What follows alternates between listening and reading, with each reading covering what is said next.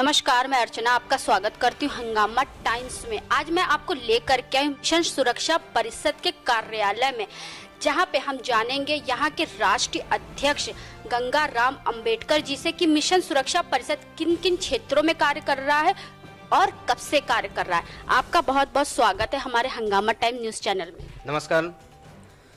जैसा कि पूरे देश को मालूम है कि 26 मार्च 2017 को उत्तर प्रदेश की राजधानी लखनऊ में हमने एक राष्ट्रीय लेवल के सामाजिक परिवर्तन के राष्ट्रीय आंदोलन की आधारशिला रखी थी और देखते देखते ये संगठन देश के करीब 24 सूबों के 580 जनपदों में अपना ये नेटवर्क फैला चुका है और अब तक करीब 9 लाख से ज़्यादा पदाधिकारी पूरे देश में काम कर रहे हैं।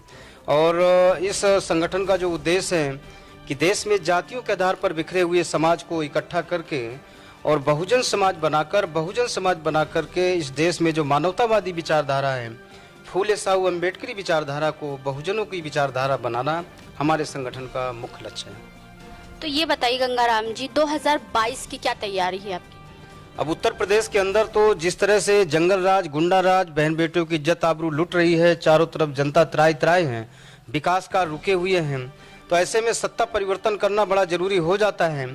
लेकिन हमारा संगठन क्योंकि सामाजिक संगठन है और हम लोग बहुजन समाज के जो महापुरुष हैं, माननीय श्री कांशीराम साहब, बाबा साहेब डॉक्टर अंबेडकर, फूले साहू की विचारधारा पर आधारित हमारा संगठन है। तो माननीय श्री कांशीराम जी कहते थे कि सत्ता वो मास्टर चाबी है जिससे जिंदगी के बंद सारे दरवाजे खुला करते हैं। तो इस प्रदेश के अंदर समतामूलक समाज व्यवस्था बनाने के लिए, सामाजिक परिवर्तन के लिए सत्ता परिवर्तन करना बड़ा जरूरी है। जैसे कि हम लोग बहुजन समाज पार्टी के द्वारा प्रोडक्ट हुए थे, लेकिन इधर ऐसा हमको महसूस हो रहा है कि बहुजन समाज पार्टी सत्ता परिवर्तन में सक्षम नहीं दिखाई दे रही है। तो भारतीय जनता पार्टी के मुकाबले समाजवादी पार्टी जो लोहियावादी विचारधारा पर आधारित है, तो हम लोगों ने फैसला किया कि अम्बेडकरी एवं लोहियावादी विचारधारा को अगर मिश्रित कर लिया जाए तो उत्तर प्रदेश से मनवादी शक्ति को हम कमज़ोर कर सकते हैं और उत्तर प्रदेश से हम सत्ता परिवर्तन कर सकते हैं। तो ऐसी परिस्थिति में सत्ता परिवर्तन के लिए समाजवादी पार्टी के राष्ट्रीय अध्यक्ष माननीय श्री अखिलेश यादव जी के साथ हमारी 2 बार की वार्ता हो चुकी है और हमने तमाम कुछ सामाजिक मुद्दों के समाधान के लिए उनसे वार्ता किया है। उन्होंने सहमति भी दी है और हमारे जो संगठन के जो लोग जो राजनीतिक महत्वाकांक्षा रखते हैं, किसी न किसी क्षेत्र से एमएलए बनने की तमन्ना रखते हैं, तो उनको कहीं न कहीं समाजवादी पार्टी के सिंबल से चुनाव लड़ाकर और हम लोग उत्तर प्रदेश में सत्ता परिवर्तन 2022 में निश्चित तौर से करेंगे। यानी कि आपका कहना यह है बहुजन समाज पार्टी छोड़ करके आप समाजवादी पार्टी में जा रहे हैं?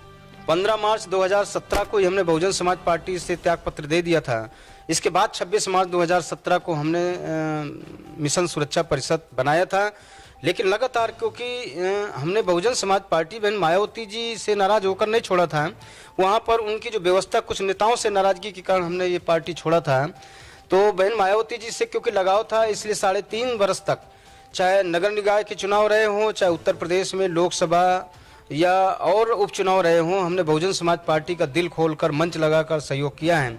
लेकिन इधर जिस तरह बहन जी लगातार भारतीय जनता पार्टी की भाषा बोलने में लगी हुई हैं, जिससे हमारा मन खिन्न हुआ, इसलिए हमने राजनीतिक रूप से भी पूरी तरह से मन बना लिया है कि अब हम समाजवादी पार्टी का सहयोग करेंगे। तो देशवासियों से क्या कहना चाहेंगे 2022 के चुनाव के लिए? हम उत्तर प्रदेश, क्योंकि जिस तरह मनुष्य के शरीर में गर्दन का स्थान है, उस तरह भारतीय सियासत में उत्तर प्रदेश का स्थान है। क्योंकि उत्तर प्रदेश गर्दन को जब पकड़ लिया जाता है तो पूरा शरीर हलचल करता है। तो उत्तर प्रदेश में सत्ता परिवर्तन करना बड़ा जरूरी है। इसलिए उत्तर प्रदेश के लोगों से मैं अपील करता हूं कि दिल्ली की सत्ता का दरवाज़ा उत्तर प्रदेश की ज़मीन से जाता है, तो उत्तर प्रदेश में सत्ता परिवर्तन करने के लिए एकजुट हों और ऐसी जो फांसीवादी ताकतें हैं, फिरका परस्त ताकतें हैं, उनको उत्तर प्रदेश से बाहर करें ताकि उत्तर प्रदेश में अमन, चैन और कानून का राज स्थापित हो। ये थे हमारे साथ में मिशन सुरक्षा परिषद के राष्ट्रीय अध्यक्ष गंगा राम जी, जिनकी विचारधारा आपने सुनी कि 2022 में क्या तैयारी है उनकी।